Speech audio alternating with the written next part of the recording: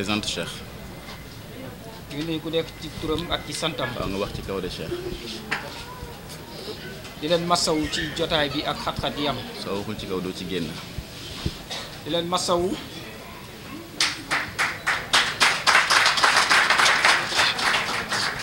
di leen jégalu ci xataay bi ak ci weer bi ñu nekk di leen ci ndokkeel di leen ci baal wax di leen ci baal di leen wax ni li ñu dajale woon tey du lenn lu dul def point de presse bi moo tax tey ñu woote ko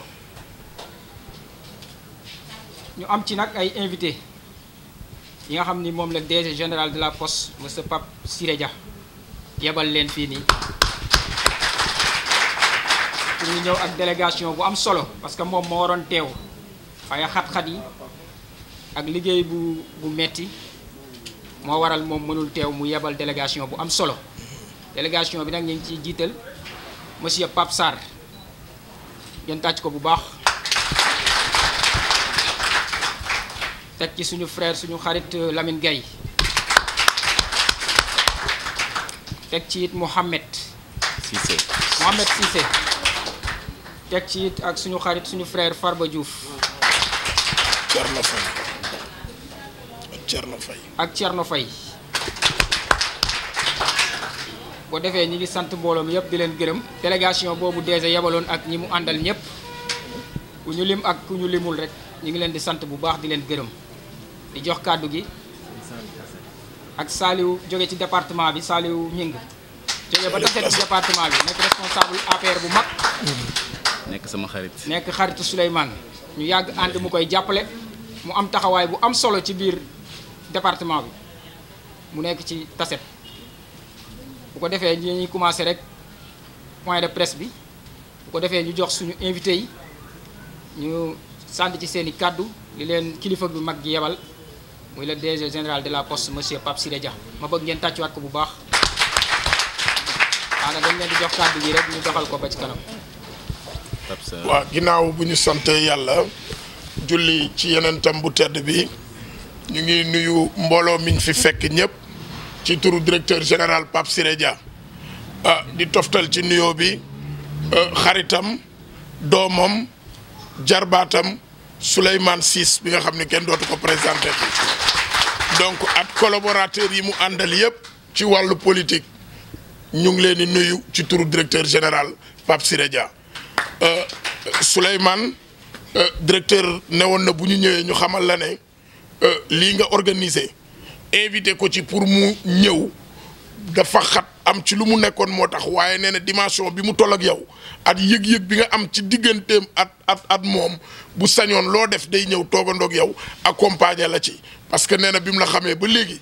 cër nga ko jox bàyyoo nga ko def nga ko conseiller looy dugg di nga ko ci laaj xalaat kon donc nee na mi ngi lay sant di la gërëm ci invitation bi nga porté ci moom bay do moo tax mu yónni délégation bi ñu ñëw assister la accompagner la nekk ci say côté di la wax mi ngi lay ñaanal aussi ci weeru koor gi yàlla defal la lu kawe sa njort. Et tout ce que je porte pour les militants et les collaborateurs, voire des amis et frères qui sont avec moi. Mesdames, Messieurs, suite à la rupture de mon compagnonnage avec l'ancien ministre de l'Énergie, j'avais par la suite officialisé ma décision de rester dans l'Alliance pour la République.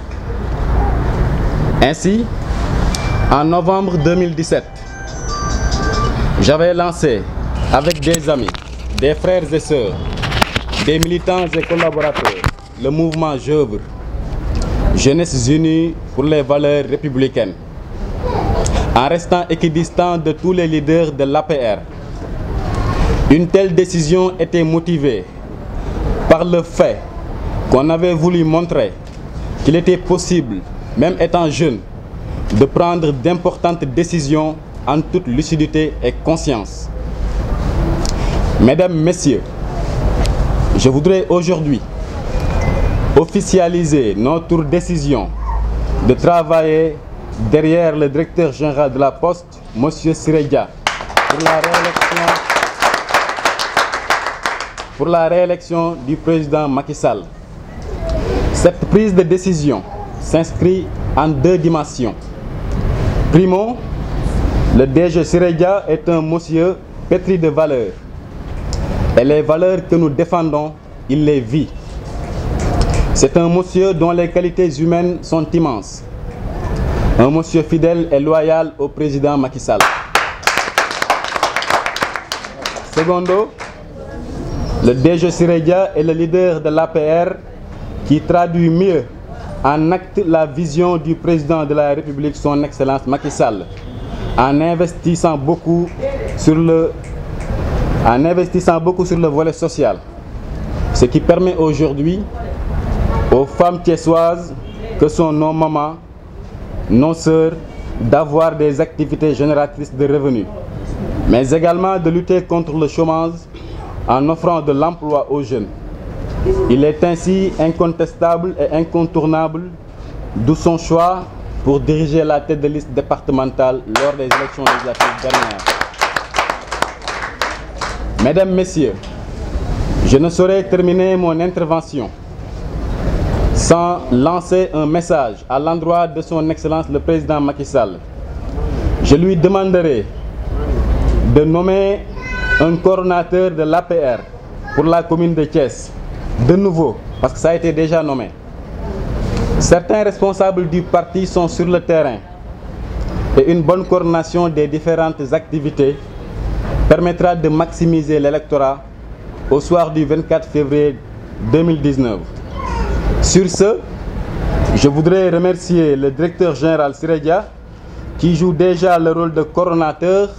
en massifiant largement le parti dans tout Thiès, mais également en ne cessant de ne ménager aucun effort pour rassembler et fédérer les responsables du parti autour d'un même objectif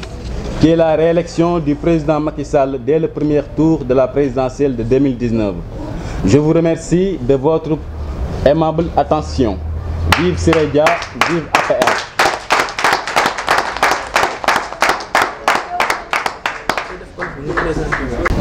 ginnaaw ba ñu delloo di leen nuyu te am mbégte ci suma xarit Cheikh Sangol témoignage yi nga xamante ne yebale woon naa ko pour mu wax leen ko te mu wax ko ci anam bu rafet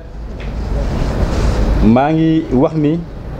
présentation comme chef de maa ngi wax ni ginnaaw bi nga xamee ni avant ñuy ñëw ci loolu parce que kii mu ngi wax ni naa présenté wu donc ñu ñëwaat ci Souleymane Ciss nekk militant APR bokk ci ñi ko fondé fii Thiès depuis 2009 nekk ma am chance su nekk conseiller municipal ci Thiès amoon tamit chance su ak honneur nekkoon attaché de cabinet bu ministre Thierno Alassane Sall ki fi nekkoon ministre de l'énergie. bëgg a wax kon ci point bu njëkk bi nii ginnaaw bi nga xamante ni suma compagnonnage ci wàllu politique am na dakk-dakk maanaam jeex na ci ki nga xamante ni moo fi nekkoon jëwriñ bi yoroon wàllu énergie bi dama officialisé woon suma des ci biir parti bi nga xamante ni mooy APR. ba ñu toogee diir en novembre 2017 ñu lancé sunu mouvement tuddee ko Jeunesse Unie pour les valeurs républicaines te ànd ñu ceeg benn responsable politique bu nekk Thiès dañ ci demoon kett ñi des ñëpp dañ leen invité woon. loolu nag liñ ci jublu woon mooy dañoo bëggoon a wane ni que nit mbaa ndaw mën nga jël décision yu am solo ci sa digganteeg nit wala ci sa dund te fekk ni da nga ko teg ci ngor te fekk ni loolu loo gëm la. Mesdames, Messieurs, wante aujourd'hui depuis 10 mois ñu ngi def cavalier seul di liggéey. Aujourd'hui aussi en toute responsabilité man ak ñi nga xamante ni ñoom lay collaborer décidé nañ daal di ànd ci ginnaaw directeur général Siré Dia pour liggéey président Macky Sall yàlla may ko deuxième mandat ci élection yi nga xamante ni moom la ñu jëm. wante décision boobu nag teguñu ko ci bakkan dañ ko teg ci ñaari fànn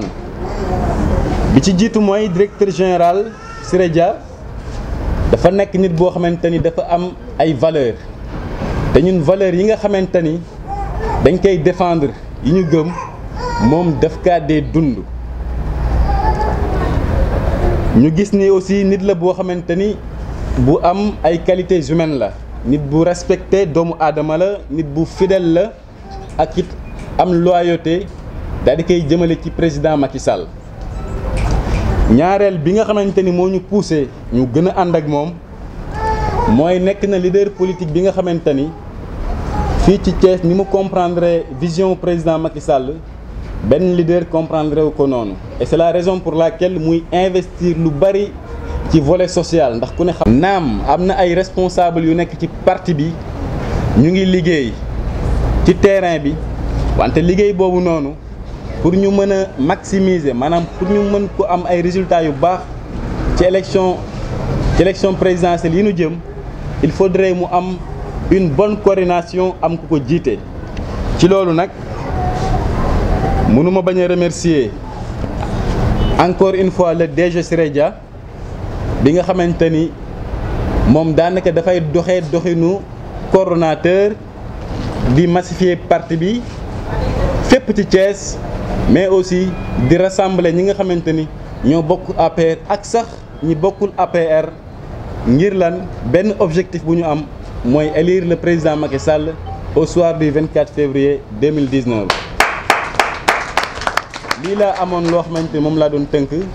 maa ngi sant ñëpp di gërëm ñëpp di massa coono ñëpp ci déplacement bi, ndax boobu ba léegi ay conditions yi difficile la ñuy organiser, mais lu ñu oote yéen a ngi ciy jàpp, yéen a ngi ciy def ak seen kéem kàttan te sonal leen ñu ci dara. kon loolu sedd na suñu xol